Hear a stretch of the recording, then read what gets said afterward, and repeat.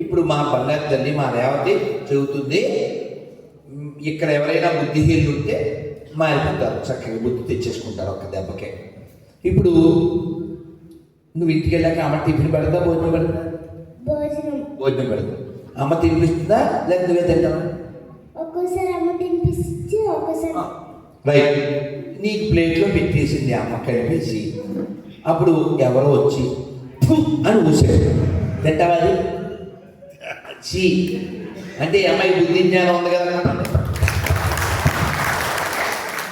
ఉమ్మేసిన food తినకూడదు అని చిన్న బిడ్డకి తెలిసి, పోనీ నువ్వు అన్నం కలుపుకుని నువ్వే "ఫు" అని ఊసుకుని తింటావా?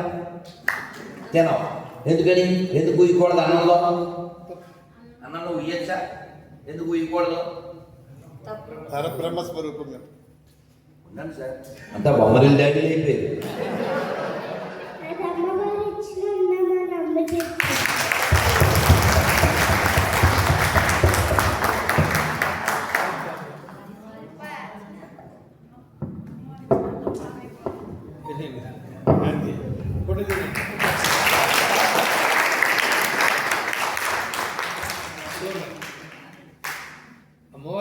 అమ్మ చెప్పింది. ఏం చెప్పింది అమ్మ?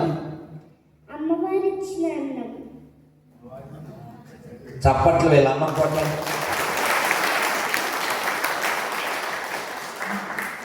ఇలా నేర్పితేనే కదా వచ్చిందా అమ్మ? నాన్న వచ్చాడు, నాన్నమ్మ వచ్చాడు. అమ్మ పేరు పావని. పావనం అయిపోయింది నీ జీవితం. నాన్న పేరు ఏం పేరు? నాని.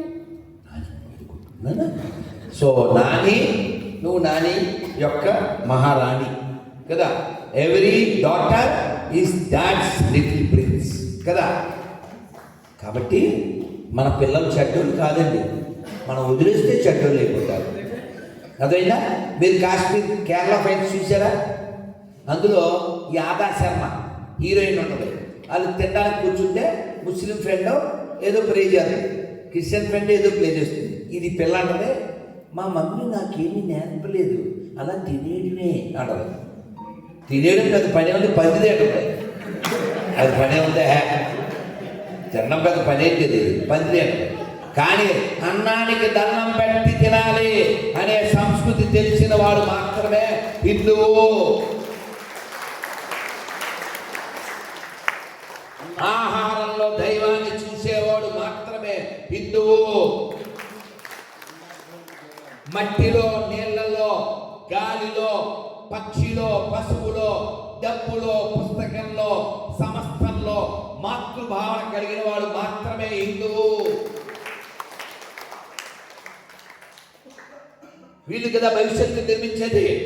ఇలా కదా పిల్లలు తయారు చేయాలి. ఇది మానేసి మమ్మీ నాకు ఇది నచ్చదు, స్విగ్గీలో నాకు ఆర్డర్ ఇవ్వు, జొమాటోలో టమాటా బాత్ తెప్పించు.